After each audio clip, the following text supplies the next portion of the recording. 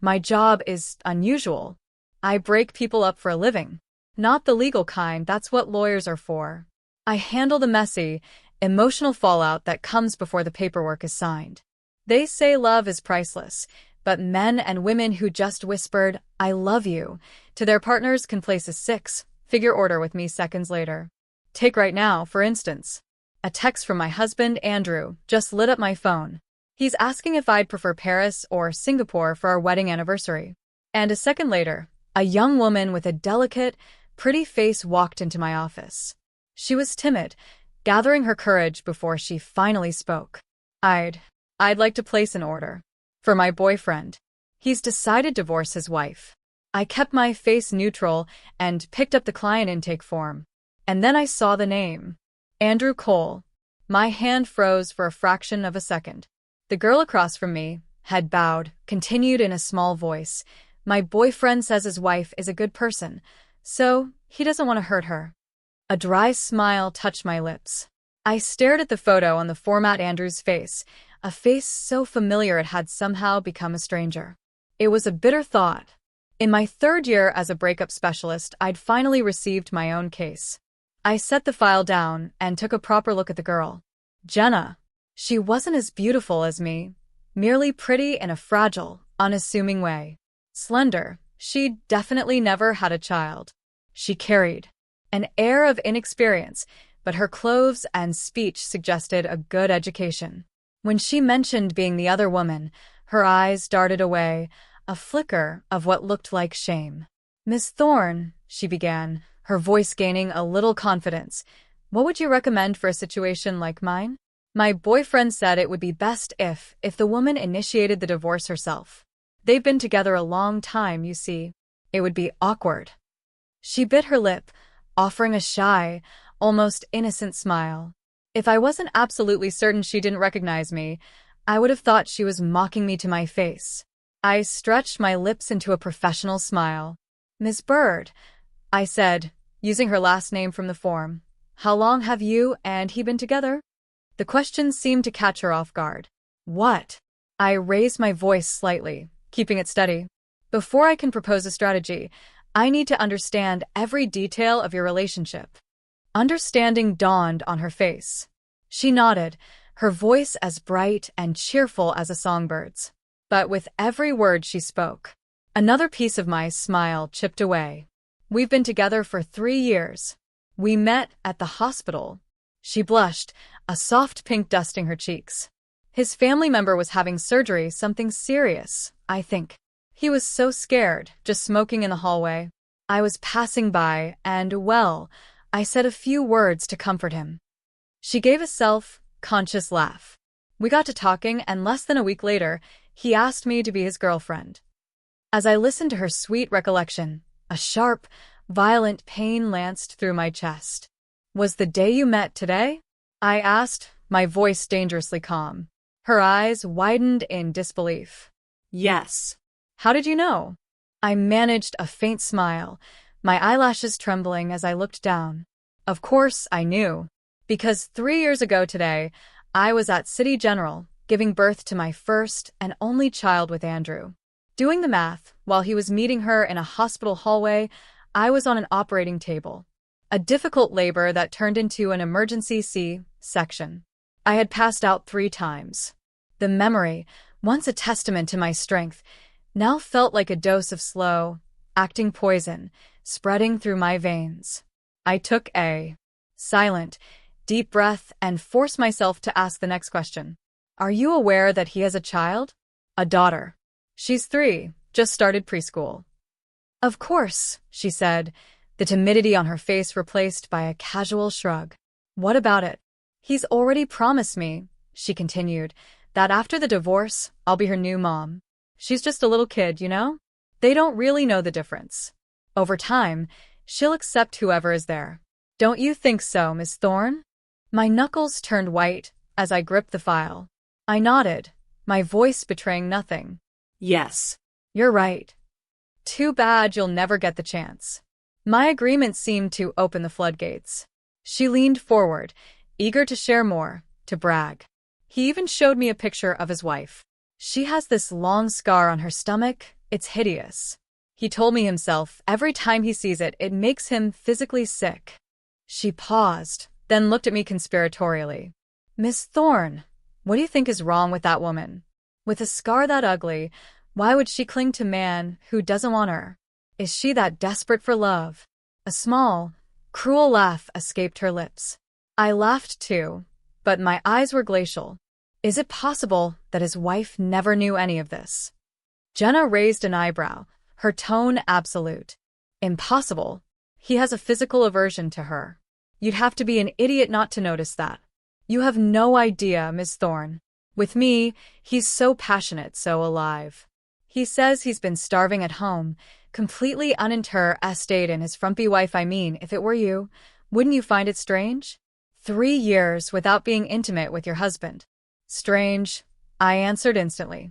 My gaze was numb, fixed on the platinum wedding band I hadn't taken off in 4 years. Andrew and I came from different worlds. My family had money, his didn't. Yet we'd made it from college sweethearts to the wedding aisle, 8 years of history between us. When I was sick, he'd literally jumped from a second-story dorm window to get me medicine in the middle of the night. When I was sad, he'd run across town to find the one bakery that made my favorite macarons, just to see me smile. He was there for every ultrasound, every doctor's appointment. Every time he came home, the first thing he did was hug our daughter, Lily, and me, telling us we were his everything. Even his excuse for our separate beds these past 2 years had been wrapped in a blanket of care. Leslie, he'd said, stroking my hair, you went through so much bringing Lily into the world. I could never put you through that again. I thought it was just what happened to marriage, that the fire cools to a quiet, steady warmth. How could I have known? It wasn't that he'd lost his appetite. It was that he was eating out. Welcome to Bibliophile Princess channel. Don't forget to like and subscribe. Story begins. A chill crept up from the soles of my feet and settled deep in my bones. I asked my final question. What are your exact requirements for the separation? Is it just that the wife has to be the one to file for divorce? Jenna shook her head. Of course not. And most importantly, you can't let her find out he was cheating. I know people think he married into money, but he's worked so hard to build his own career. He's been through so much. If she finds out he had an affair, she'll never let go. She'll destroy him. I flexed my fingers, saying nothing. She wasn't reassured. She leaned in, her voice a conspiratorial whisper, repeating her instructions. Finally, she sat back. Miss Thorne, I know you're the best breakup specialist in the city. I'm counting on you and my boyfriend to handle this. I nodded, a practiced smile fixed on my face. Don't worry. The moment the door clicked shut behind her, I picked up my phone. I didn't call Andrew. I called my oldest friend. Get me the best PL and the best lawyer from your firm. I want a complete rundown of Andrew Cole's life for the past 3 years. Everything. I took a breath. And while you're at it, give my father a call. Tell him Andrew's cheating.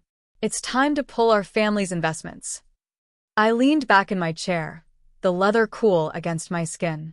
Let's see what he has left when he's standing on his own. My friend, my most trusted partner, was ruthlessly efficient. Less than half a day later, a 128-gigabyte flash drive landed on my desk. It's all in there, he said. Brace yourself. I slid the drive into my laptop. Click. The first video opened. A high-end restaurant, bathed in soft, golden light. Andrew, dapper in a black designer suit, presented a massive bouquet of 9,999 imported roses to the woman across from him. Jenna. 3 months ago, for my birthday, Andrew claimed he was swamped at work. He came home with a single, sad-looking rose he'd bought from a street vendor for $5. The next file was security footage from a luxury department store. Andrew's arm was wrapped possessively around Jenna's waist as they shopped. Designer clothes, fine jewelry, shopping bags piled up at her feet like a monument to his affection. A small stuffed animal, a free gift from the cashier at checkout, was the same one he'd brought home for our daughter Lily's birthday. Expressionless, I closed the file and opened the next. 3 years of Andrew's bank statements. Massive sums of money bounced between several accounts, the cumulative total so large it made my chest ache. The final destination for it all was a private account ending in 7761. The account holder, Jenna Bird. He'd been funneling money to her under the guise of consulting fees, quietly siphoning off our assets. Did he really think I was that stupid? That I wouldn't notice? The cold in my heart felt like it was freezing me from the inside out. I clicked on the next file. It was a folder of screenshots. Text messages between Jenna and Lily's preschool teacher. Posing as Lily's mom, Jenna had been relentlessly asking about my daughter's daily life, what she ate, when she napped, who her friends were. She had even arranged with Andrew to attend the next parent-teacher conference together, as a couple. My hand clenched the mouse, so tightly my knuckles cracked. It wasn't just sadness anymore. It was a white, hot, protective rage. He had dragged our daughter into his sordid affair. I remembered when Lily was born, how he was the one who got up for every 2 a.m. feeding, rocking her back to sleep.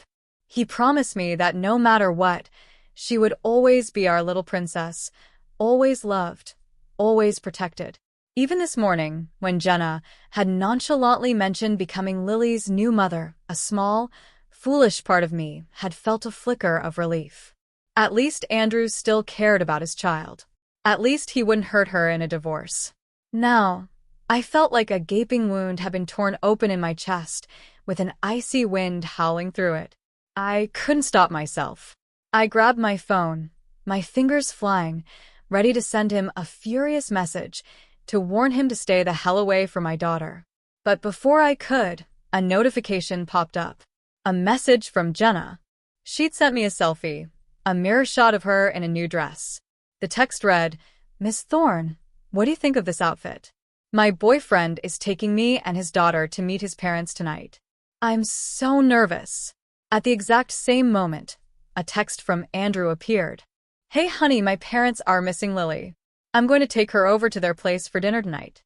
It was followed by a second message. "You've been working so hard. I bought you a movie ticket for tonight. Go relax and enjoy yourself." He'd even attached a picture of Lily smiling, taken just moments ago as she left preschool. Looking at my daughter's innocent, trusting face, a slow, dangerous smile spread across my own. A movie? The family dinner sounds far more entertaining. If he's introducing the new girlfriend to the family, then shouldn't the wife be there to offer her opinion? I hung up and got in my car, heading straight for the family estate. On the way, Andrew's text kept coming. "Honey, did you make it to the theater? Looks like there's a big event at the mall today. Did you see it?" He was checking up on me. I wasn't worried. I did a quick search for the mall's events, took a screenshot, and sent it back. "Yeah, saw it." "It's pretty crowded." My reply was curt, but it seemed to put him at ease. "Okay, babe. Have fun. Love you." The same sweet words he always used. They turned to ash in my mouth. I put my phone away and didn't reply. When I arrived, I slipped on a hat and a mask and entered the property quietly through a side gate. The party was already in full swing. Nearly all of Andrew's relatives were there. His mother was beaming, flitting about like the perfect hostess. Her attentive, doting manner reminded me of how she'd been before Andrew and I were married. She used to treat me like her own daughter. When she knew my constitution was weak, she'd drive to a farm upstate to buy organic chickens for soup. When I was cold, she'd knit me scarves and slippers. She even remembered my father had a sensitive stomach and would brew special herbal remedies for him. Even my own father, a man who'd seen everything in the business world, was won over. "The Coles are good people," he told me. "I can rest easy, with you marrying into their family." But now, as Andrew walked in with a radiant Jenna on his arm, his mother was the first to rush forward. "This must be Jenna." "Oh, you're just as lovely as Andrew said. You can tell you're a good girl." She turned to her son. "Andrew, you better treat her right. No bullying, you hear?" His father, usually so stern and reserved, put down his newspaper and clapped Andrew on the shoulder, a look of deep satisfaction on his face. "Good eye, son. She looks strong. Healthy. It's about time the Cole family had a woman who can give us a son." And just like that, I understood. All this time, They resented me for having a daughter. They wanted an heir to carry on the family. Jenna seemed to bask in the approval. She subtly pushed her hips forward and said in a sweet, girlish voice, "Don't you worry, Mr. and Mrs. Cole." Andrew took me to the doctor. "Everything is in perfect working order. I can definitely give you a grandson." Wonderful. Just wonderful. His parents were overjoyed, practically fighting over who could give Jenna a gift first. In their excitement, they pushed my daughter, Lily, aside like she was a piece of furniture. The other relatives swarmed them, showering Jenna with compliments. Amid the noise, I heard Andrew's uncle, a man to whom I'd loaned over $200,000 over the years, clap his hands and roar with laughter. "That's my boy. Now that's a true Cole man." His aunt, the one for whom I'd pulled every string I had to get her daughter into a university abroad, was dabbing her eyes with a handkerchief. Oh, this is such a relief. I liked Jenna the moment I saw her. She has a good, solid feel about her. And his younger brother, whose failed startups I had repeatedly bailed out with my family's connections, stood up to raise a toast. "To my brother and my new sister-in-law. To a long and happy life, and may you have a son soon." Every single one of them. Every person in that room had taken something from me, my help, my money, my kindness. And now not one of them remembered my name. It was as if I had never existed. The aunt, after wiping her tears, grabbed my 3-year-old daughter and pushed her in front of Jenna. "Well, what are you waiting for, sweetie?" she urged. "Say hi to your new mommy."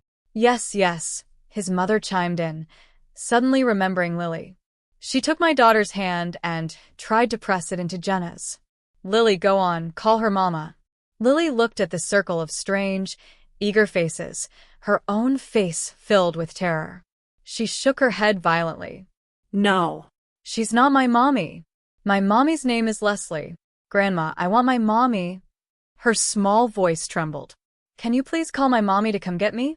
She thought her grandmother would save her. But the warmth vanished from her grandmother's face, replaced by a cold fury. She grabbed Lily's ear and twisted, hard. "You stupid girl. What nonsense are you spouting? She is your mother now. Say it." Andrew's father scowled at Lily, his disgust plain. "Andrew, is this how you've raised her? With no manners?" Jenna bit her lip looking faint, and collapsed dramatically into Andrew's arms. "Andrew," she whimpered, "I don't think Lily likes me." He wrapped his arms around her, his voice a low, soothing murmur. "Don't be silly. She's just a kid. She doesn't know any better. Once we're married, she'll do whatever you say. I won't interfere." Standing just outside the patio doors, I had seen enough. I pushed the doors open and stepped inside. The chatter died instantly. I looked at the stunned, guilty faces around the room and let a slow, chilling smile spread across my face. Isn't this a family dinner? Why wasn't the actual wife invited? The moment Andrew saw me, he froze, his mind clearly struggling to reconcile my presence with the movie ticket he'd sent me to. He looked like he'd seen a ghost. Instinctively, he dropped Jenna's hand, his voice trembling when he spoke. "Leslie, what are you doing here?" It was the first time in all our years together that I had ever heard pure panic in his voice. His eyes darted around, refusing to meet mine. After so many years of carefully constructed lies, I wondered if he felt even a flicker of guilt. Jenna was even worse off, her face chalk white, rendered speechless. She was no doubt replaying the scene in my office, realizing the woman she had so smugly described her affair to was the wife she was plotting against. I walked further into the room, one deliberate step at a time. The festive atmosphere evaporated. Andrew's parents and the crowd of relatives shifted uncomfortably, suddenly finding the floor fascinating. His mother, who had been so warm and solicitous to me for years, now huddled in a corner, the picture of humiliation. The chorus of friends and family who had just been singing Jenna's praises fell into a dead silence. The cavernous living room was so quiet you could hear a pin drop. Then, from a corner of the room, came the sharp shatter of glass. It was Andrew's other aunt, the one who'd stormed out earlier. She'd apparently returned. She had thrown her teacup to the floor and was now pointing a shaking finger at Andrew and Jenna, her face contorted with rage. "You too," she spat, her voice ringing through the silent room. "You adulterous pair. How could you do this to Leslie?" No one moved to stop her. "And you," she roared, turning on the self-righteous relatives. "You pack of ungrateful vultures." I couldn't stand to listen to another word. "Have you all forgotten everything Leslie has done for this family? Or have you just conveniently misplaced your conscience?"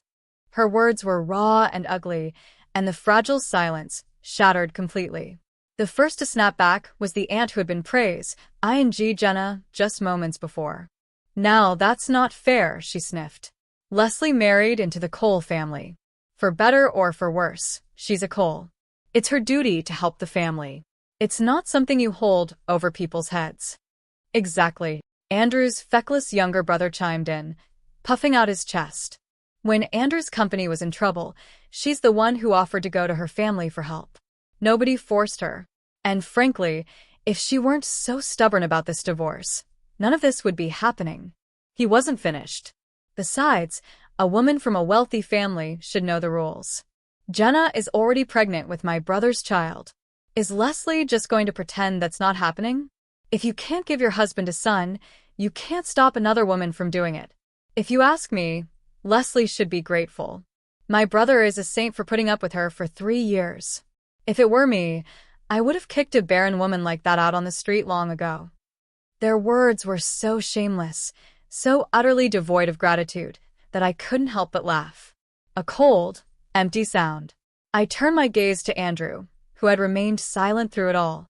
"Andrew," I said, my voice cutting through the chatter, "if your family is so certain that I am your lawfully wedded wife, then what exactly is she?" My direct challenge left him speechless, his face flushing red and then pale. He didn't dare contradict his relatives, and he didn't dare contradict me. He just stood there, fuming impotently, looking like a chastised child. Finally, his mother, the woman who had always been closest to me, broke the standoff. She abandoned her act of affection for Jenna and rushed to my side, trying to take my hand. Her face was a mask of regret. "Leslie, dear, I was wrong. I shouldn't have let Andrew hide this from you," she pleaded. "But Jenna is carrying Andrew's child now. Our grandchild. We can't turn our backs on her." Her voice dropped to a wheedling whisper. "This baby will be Lily's little brother. For Lily's sake, can't you find it in your heart to accept Jenna? To forgive Andrew?" The moral blackmail, the years of fake affection, it all made my stomach turn. But before I could tear her hypocritical performance to shreds, Jenna let out a sudden cry. She clutched her stomach, her face twisting in pain as she slid dramatically to the floor. "Ah." "Andrew." My stomach, it hurts. It was a classic, transparent ploy, but it worked. Andrew's attention snapped to her instantly. He was a man possessed, all concern for Jenna, completely oblivious to me. He knelt and gathered her into his arms, then turned to glare at me with pure venom in his eyes. "Leslie, that's enough," he snarled, his voice a low growl I'd never heard before. "My family and I have tolerated your behavior out of respect for our past. But if anything happens to Jenna or my baby today, I swear I will make you pay." It was the first time he had ever spoken to me with such malice. Even in the coldness of the past 3 years, he had always maintained a veneer of kindness. His acting skills were truly superb, but looking at the man who was once my husband cradling another woman, threatening me for her sake, I felt nothing. Not a flicker of pain. My heart had died the moment Jenna walked into my office. Seeing their little performance, I found it almost funny. A smirk played on my lips. "You think this is going too far?"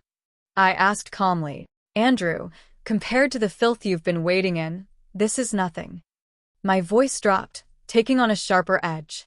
"But since you've already accused me, I might as well do something to deserve it." Under the stunned gazes of everyone in the room, I walked to the large screen in the living room. I turned on the projector, inserted the flash drive my friend had given me into the connected laptop, and picked up the remote. The screen flickered to life, and the room fell silent once more. The arrogant, accusatory crowd was now frozen, their eyes glued to the images unfolding before them. It was all there. 3 years of evidence. Photos and videos of Andrew and Jenna's affair. Timestamps, locations, receipts. Then came the financial records, showing his systematic transfer of assets in preparation for divorcing me. Worse, it detailed every dollar my parents had invested in his company, every connection my family had provided, all laid bare for his family to see. Andrew's face was ashen. He was in denial, shaking his head. No. This is all fake. You forged it all to frame me. He shoved Jenna aside, lunged for the remote in my hand, and then scrambled to the laptop, ripping the flash drive out. He threw them both to the ground and stomped on them until they were nothing but shattered plastic. It's fake, Leslie, he panted, turning to me with wild eyes. Don't believe it. I looked down at the wreckage on the floor, then back at him, my expression cold. You can destroy that one. I have plenty of backups. And did you really think that's all I found? What else? He whispered, his voice cracking. An image of him and Jenna playing happy family with my daughter, poisoning her mind, flashed through my head, and my anger surged. There was nothing left to hide. I smiled, a merciless, chilling smile. All that money you and your uncle and cousin have lost in bad business deals over the years, it wasn't just business, was it, Andrew? What? What are you talking about? Of course it was business. I didn't bother arguing. I pulled another flash drive from my pocket and played a new set of files on the screen. The first was an audio recording, the location tagged as a supply closet at his company. Andrew's voice was clear. I don't care how you do it, just get me that money. I need it urgently.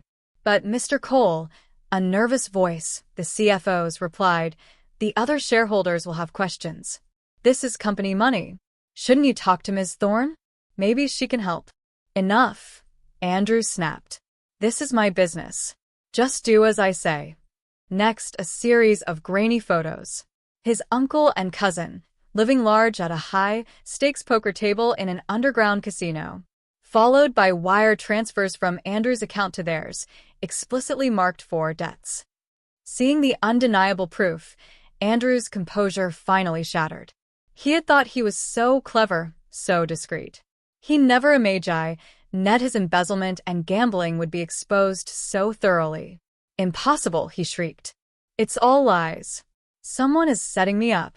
He scrambled towards me and grabbed the hem of my pants, his last shred of dignity gone.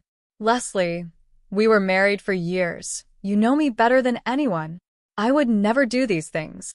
He looked up at me, his face a pathetic mask of desperation, the man who had wanted to kill me just moments ago now begging for mercy.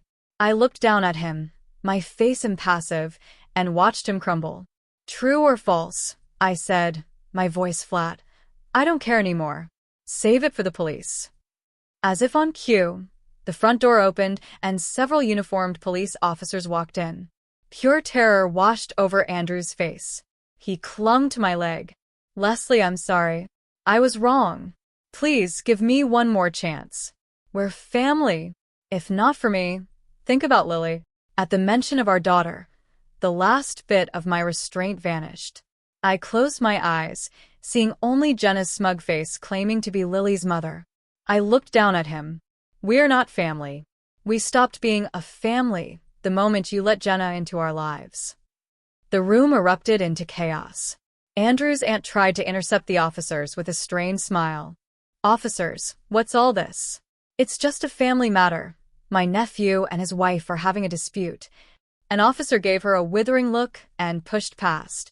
They produced handcuffs and efficiently secured the wrists of Andrew, his uncle, and his cousin. We'll let the investigation determine if it's just a misunderstanding, the lead officer said grimly. You're coming with us. They were led away, without another word.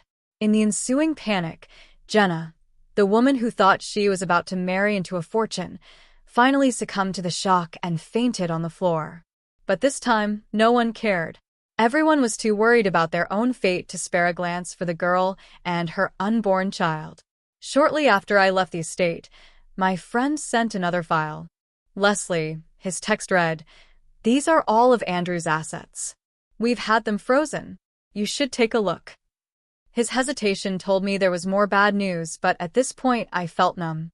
I could handle anything. I opened the document and began to scroll.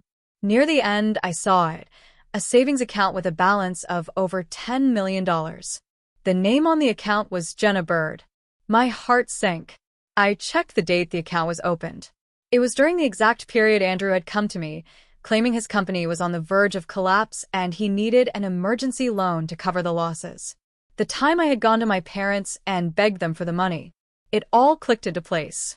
No wonder he was so bold about embezzling company funds to pay his family's gambling debts. It wasn't his first time playing this game. And I, like a fool, had believed him. Worried about the stress he was under, I had run to my parents without a second thought. I could only imagine how he must have laughed at me, the gullible little cash cow.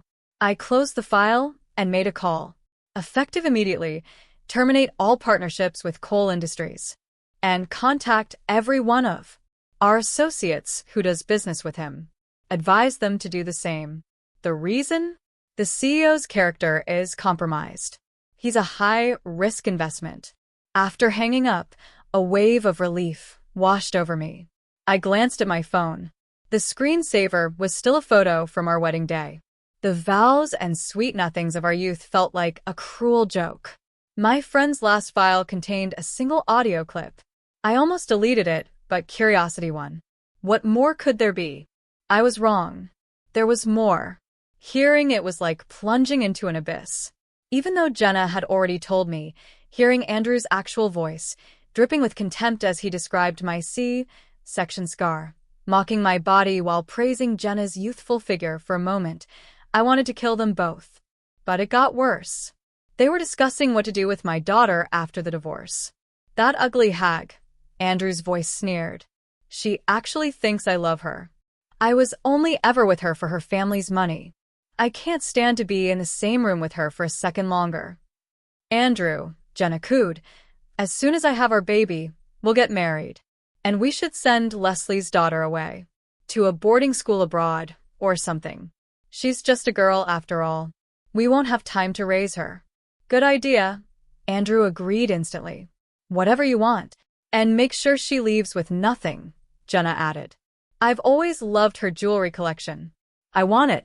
And all of your assets will go to my son. Of course, he said. It's all yours. That was it. The last shred of my composure snapped. I compiled every piece of evidence, the financial fraud, the embezzlement, the audio recording, and sent it all to the lead detective on the case. I would make them pay for everything. News travels fast. With a police investigation public, coal industries, already on life support propped up by my family's money, went into a nosedive. The stock plummeted. The banks called in their loans.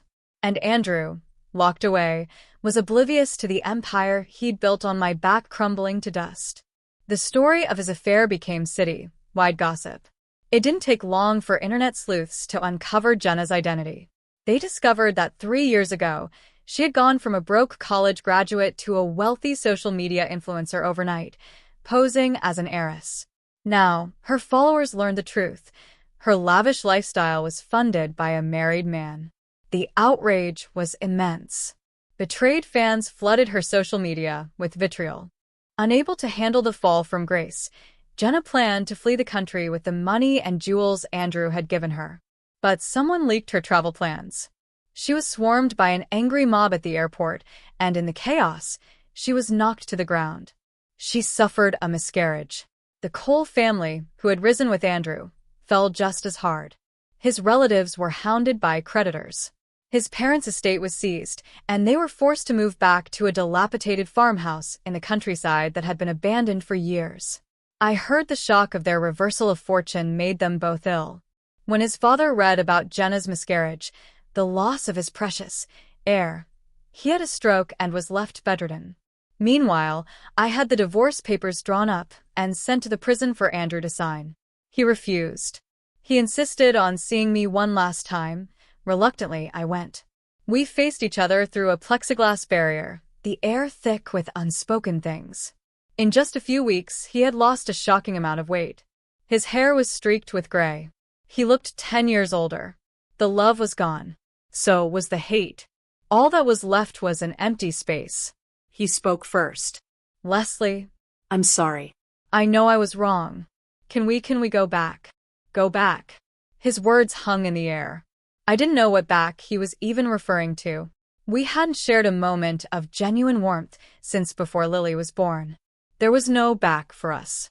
And if he meant back to our college days, the gray in his hair was answer enough. Andrew, let it go, I said, my voice soft but firm. It's been over for a long time. You're the one who ended it, remember? His face fell, his lips trembling. After a long silence, he finally gave in. He signed the papers. As I took the document and turned to leave, he called my name one last time. Leslie. I paused and looked back. If there had been no Jenna, he asked, his voice raw with a desperate need for an answer. If I hadn't cheated, would we still be together? Would you still love me? I looked at him, truly looked at him, and then gave a small, sad, ironic smile. If there had been no Jenna, would you have stopped despising the scar on my body? Would you have stopped? I trailed off. Andrew, it was never about Jenna. If not her, it would have been a Jessica or an Amanda. You were never in love with me. You were in love with my family's name. You were in love with what I could give you. I turned and walked away. As I left the room, I heard a sound behind me.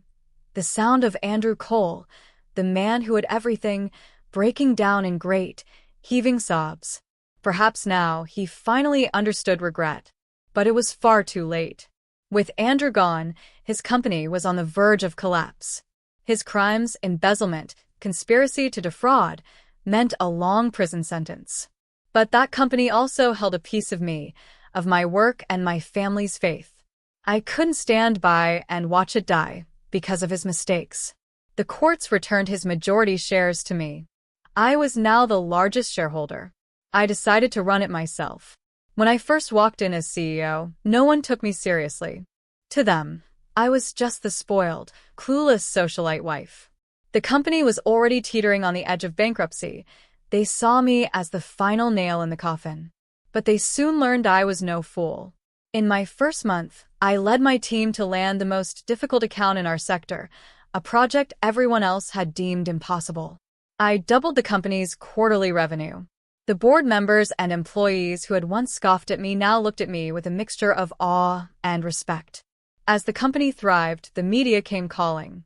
In every interview, they tried to bring up the past, to sensationalize the scandal. But it didn't hurt anymore. The past was no longer a source of pain. It was the foundation I had built my new life on. The old me was gone. In her place stood the CEO of Phoenix Enterprises. This afternoon, my assistant called with news that our European expansion was a massive success, projected to bring in over $50 million in profit. It was good news, but expected. I told her to keep up the good work and moved on. A little later, the evening news flashed a headline: Andrew Cole had been sentenced. The timing felt like a sign. A double victory. I finally felt it, deep in my bones. The past was truly the past. That devastating betrayal hadn't broken me. It had forged me into something stronger, something better. It had taught me how to live, how to take care of myself and the people who truly mattered. A career is only yours when it's in your own hands. A lover's sweet words are fleeting, but self-reliance is forever. Love was no longer the center of my universe, but my life felt more full, more warm, more infinite than ever before. In the evening, I went to pick Lily up from preschool. The moment she saw me, her face lit up, and she came flying into my arms. In the months we'd been living alone, she rarely mentioned her father. She never asked where he went, and I never forced the subject. This was good. This was enough. Lily and I were going to be just fine. More than fine. The end.